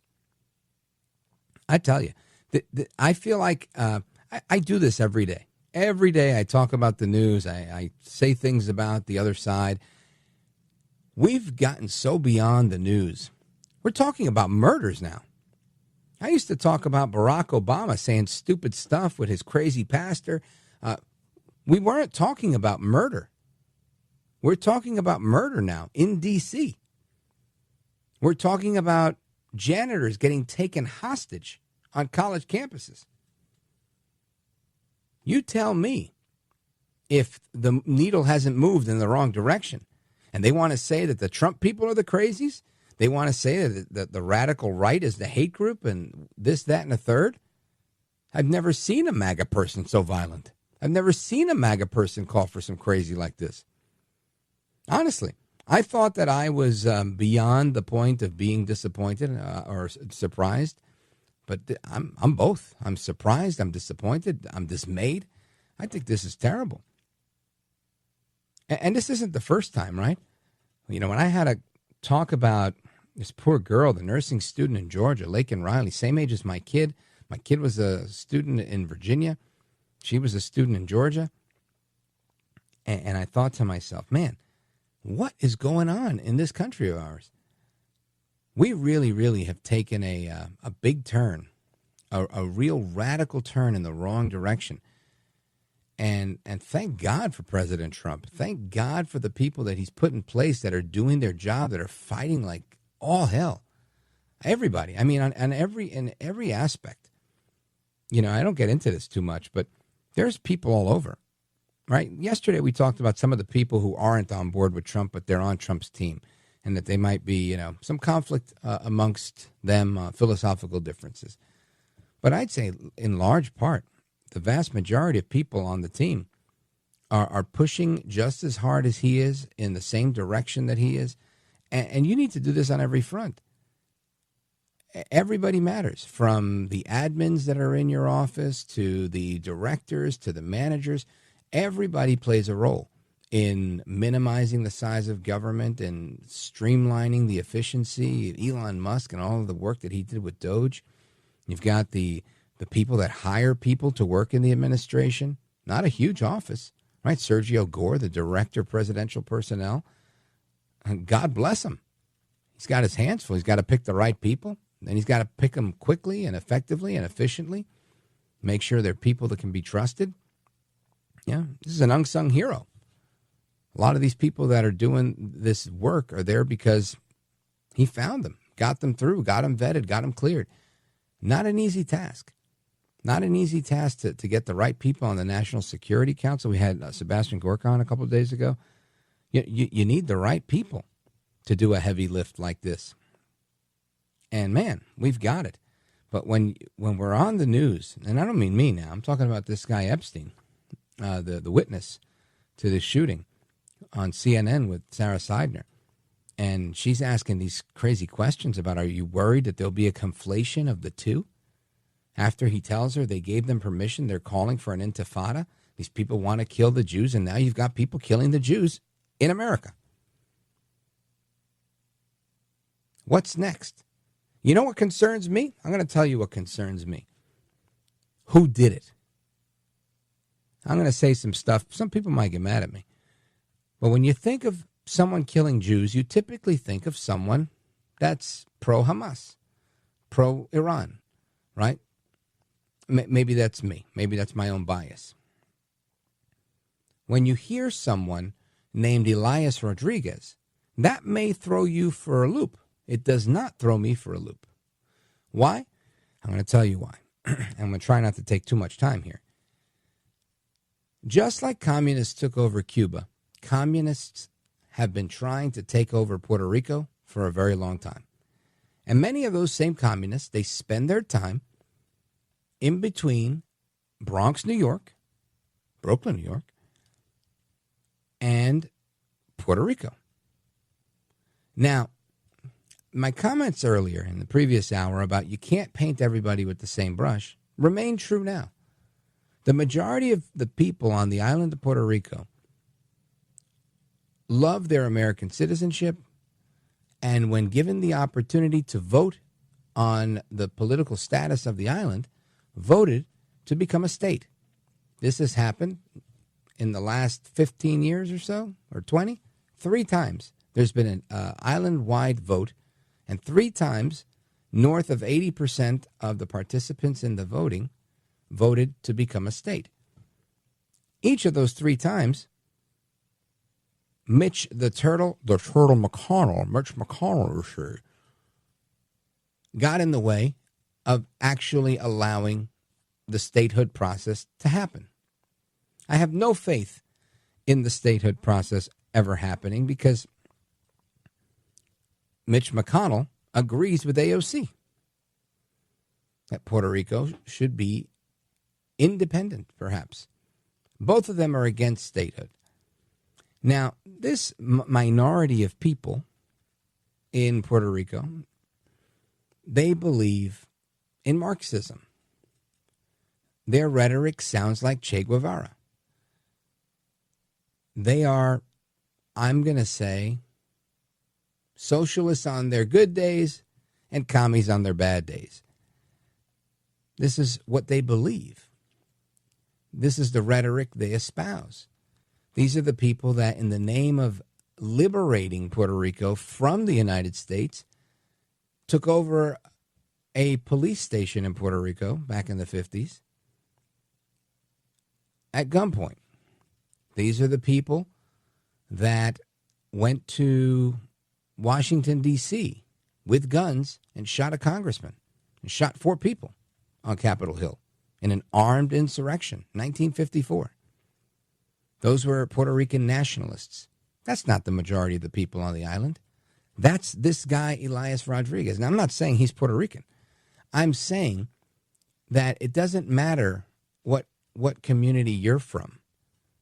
There are communists that are trying to persuade your people to buy into their thinking. And that's why you've got Puerto Ricans that sound and love Bernie Sanders. Just like you've got everybody else that's out there loving Bernie Sanders, who happens to be a white guy from Vermont, actually from Brooklyn. I say all of that to make the point that communism is knocking at a lot of people's door. And if you don't know what it looks like and you don't know what it smells like, you might just let it in and talk to it before you kick it out. And by then, the damage may be too late. It may be done. So I want to talk about why people are losing their minds, about the mental health issues that we have, about a million different things that are going on in the news, not the least of which are James Comey and his 8647 lies, Joe Biden hiding his cancer diagnosis from us, and a few other things that are out there. And, you know, maybe we can head shrink this killer, this Elias Rodriguez, and those that want to hate America and hate the Jews. Don't go anywhere. This is America at Night with Rich Valdez.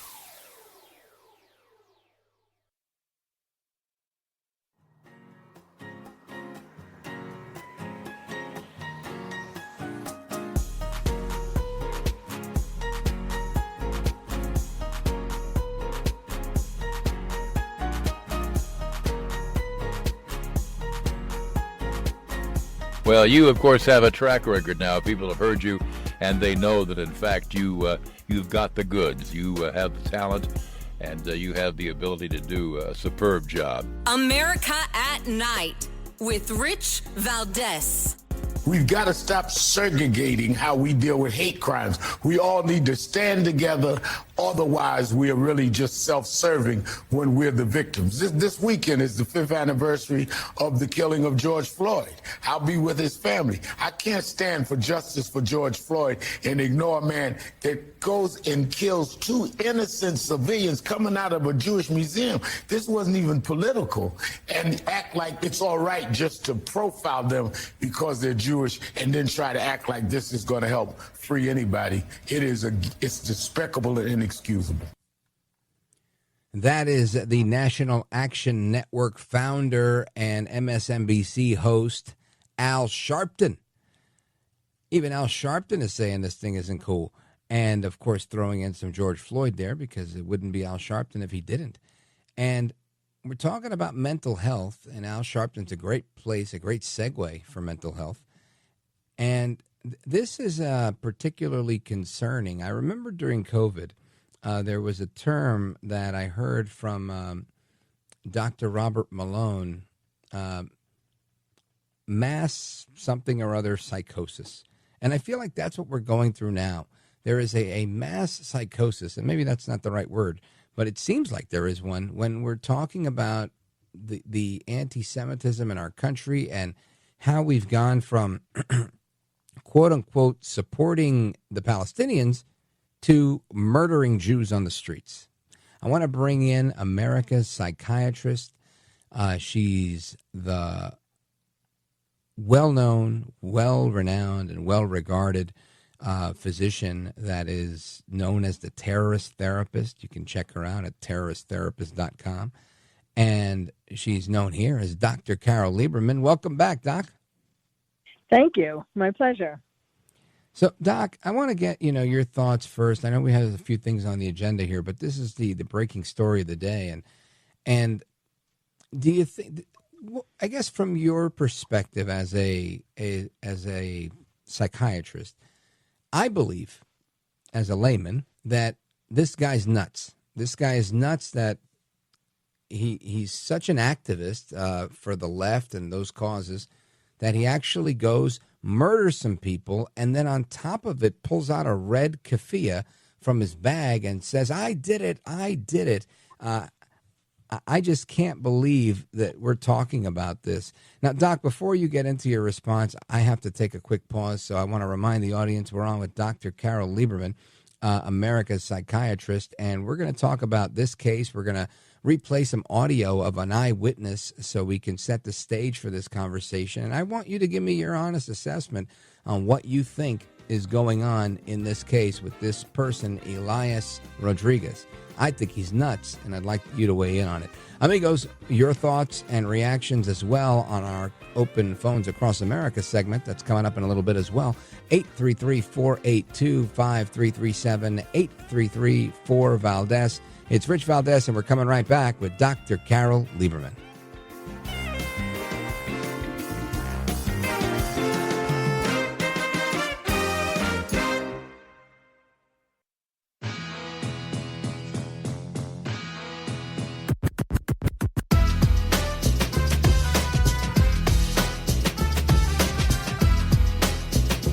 Well, thank you, Rich, and thank you for everything. I know you very well, and I listen, but I have a lot of people that listen, and they love your show, and I appreciate it very much. America at Night with Rich Valdez.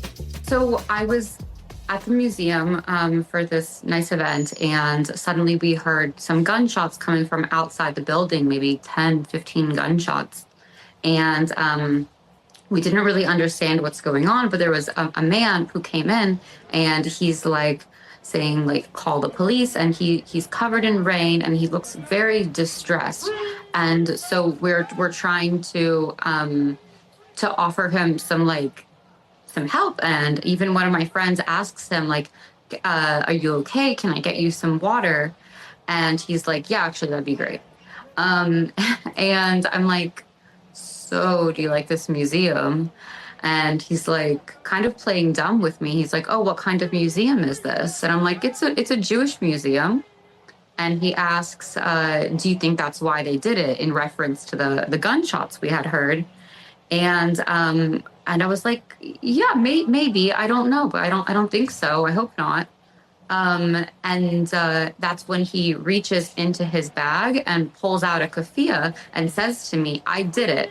I did this for Gaza." And then he starts shouting, "Free, free Palestine." And the police show up and arrest him. She's talking about Elias Rodriguez of Chicago, and I think he's a nut job.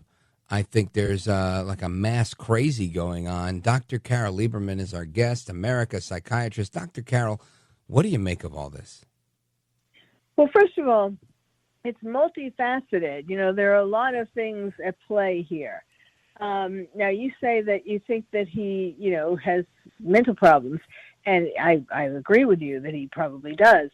And people with mental problems are much more vulnerable to these kinds of extreme beliefs, like he was apparently has a history of being tied to the extreme left. And it's, you know, when people are lonely and they are more easily drafted into these kinds of extreme groups. But the problem is, I hope, you know, there's a tendency, particularly in Europe, there's a tendency when somebody is crazy, has a mental, but I don't want to say, you know, when someone has a diagnosable mental illness and they do something like this, there's a tendency to just blame it on the mental illness. Whereas clearly, this has to do with terrorism. It has to do with, you know, being radicalized. You know, it's not, these things are not mutually exclusive.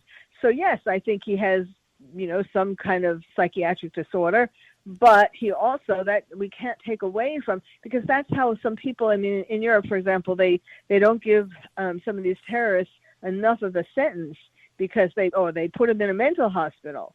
And that's, you know, I mean, maybe he could use a mental hospital, but he should also be in jail for a very long time. Yeah, look, I don't argue that at all. And what I'm suggesting is that I think he has mental issues, and that many people do. That I think the entirety of these people that are running around college campuses.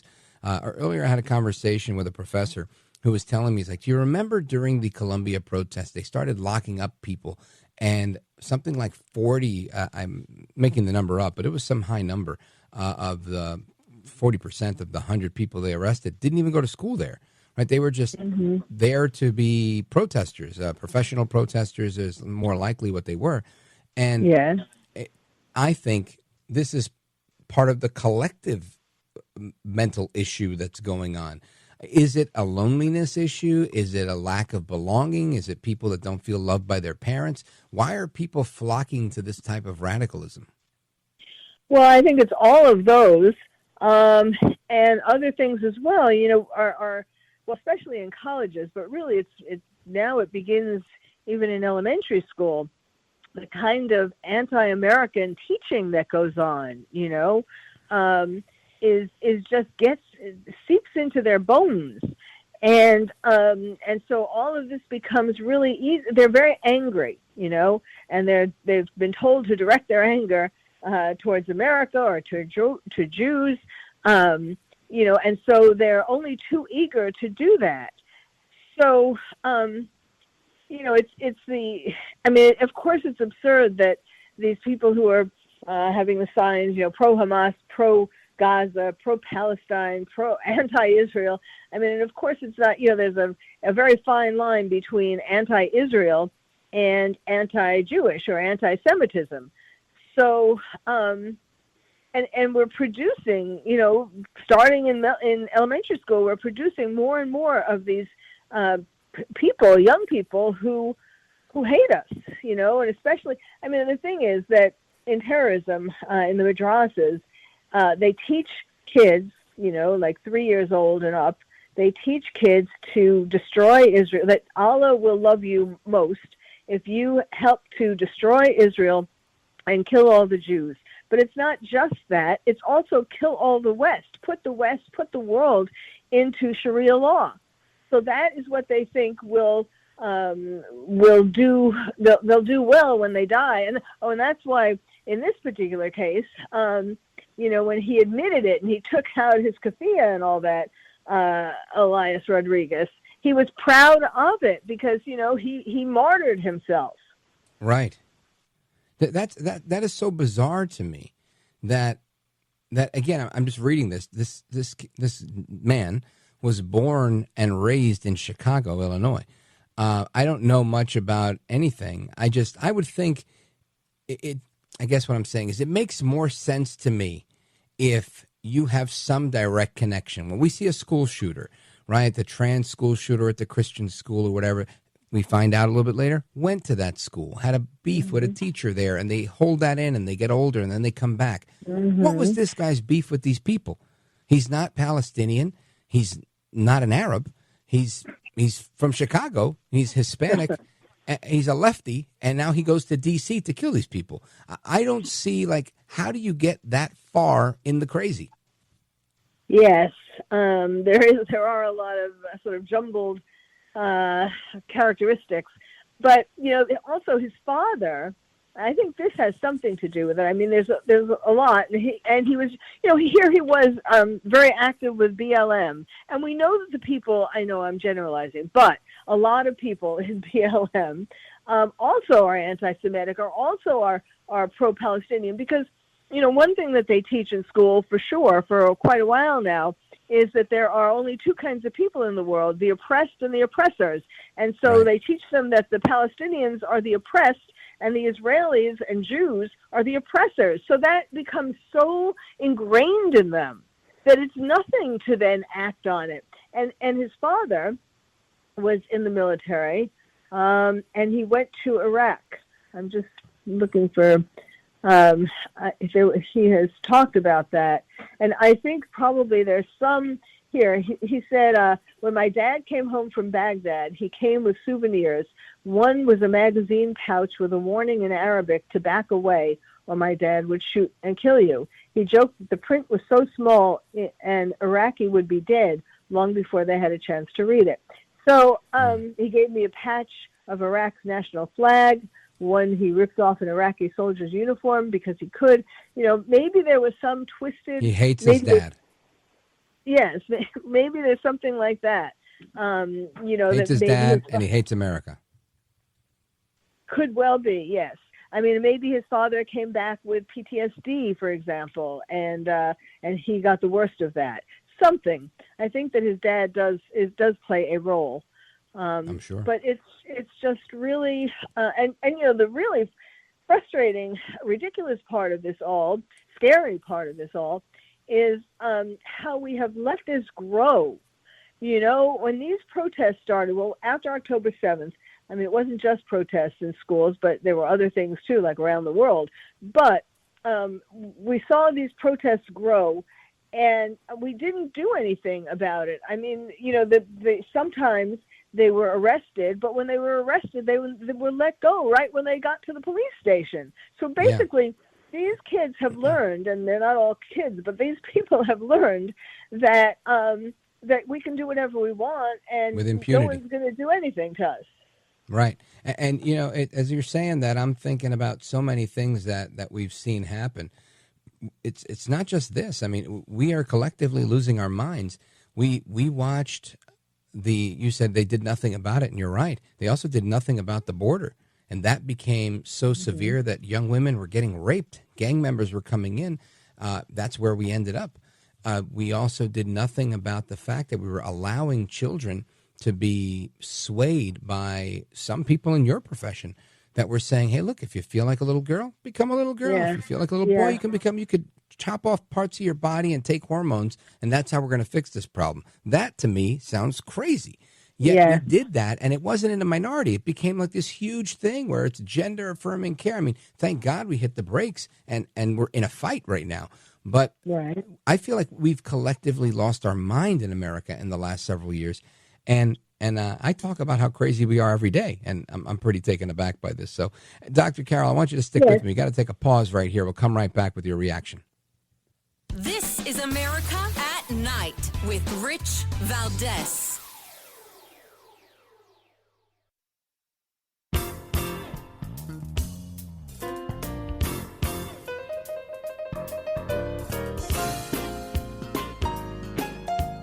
shows like yours that are breaking through, that people are listening to, that people are trusting. America at Night with Rich Valdez. Dr. Carole Lieberman, I want to apologize to you because I know that I put a lot of pressure on you with all these questions, but I really expect you to fix every problem that I have when you come on the show. And I want to know, are we losing our minds in America?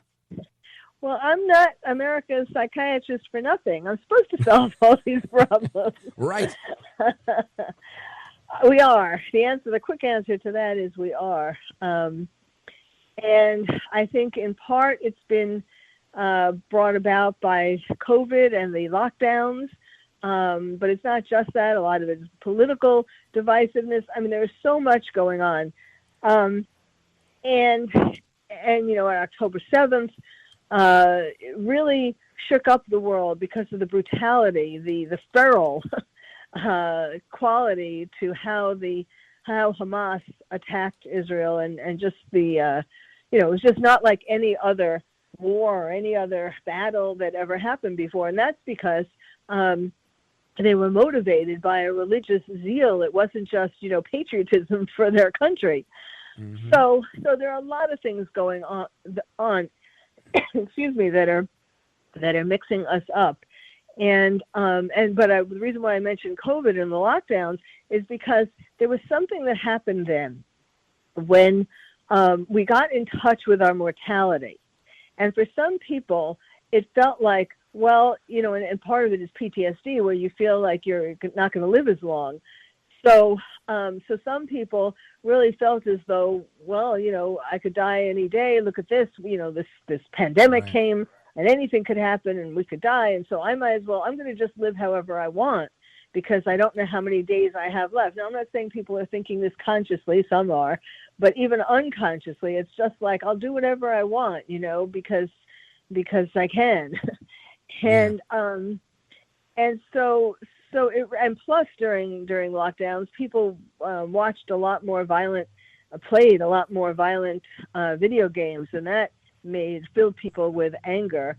And they're expressing it in all different ways, whether it's shooting people, or airplane rage, or, you know, all different kinds of domestic violence, et cetera.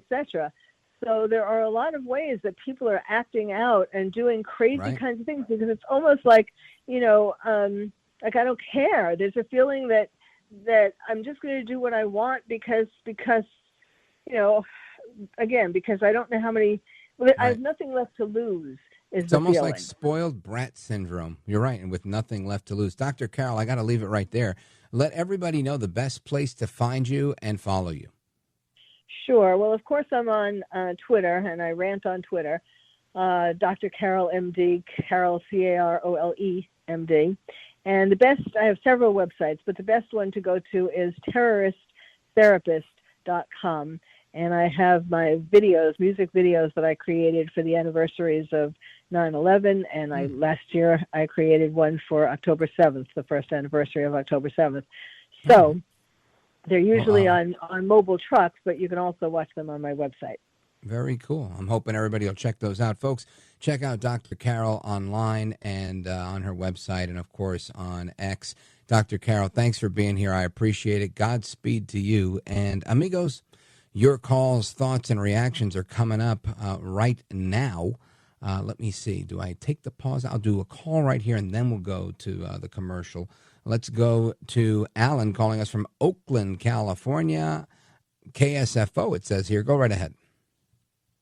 Yeah, Rich, I always get irritated when I hear the term anti-Semitism for Jew hatred. When you're talking about Jew hatred, the subject is always the extermination of the Jews. And the news media is always trying to get you off of that subject.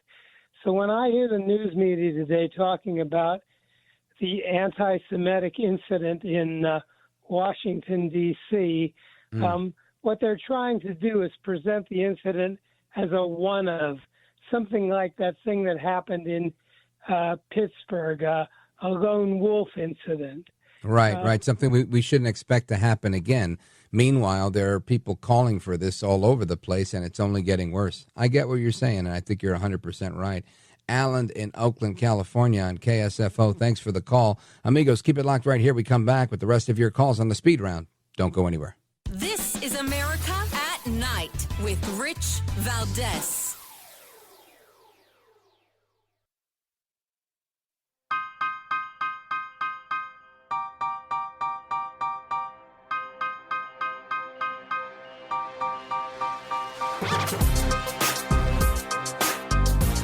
All right, amigos, it's Rich Valdez. We continue with your thoughts, calls, and reactions. Let me see. Where do we go from here? We go next up to... Where was I? Lost my place. Let us go here to John, Vero Beach, Florida, WTTB. Very quickly. Go right ahead. Yes. A gentleman by the name of Solomon Gell, a person of Jewish extraction, took me on as like his son. Over a period of 10 years, he taught me everything he knew about tort litigation, real estate law, taught me to write a lease from scratch.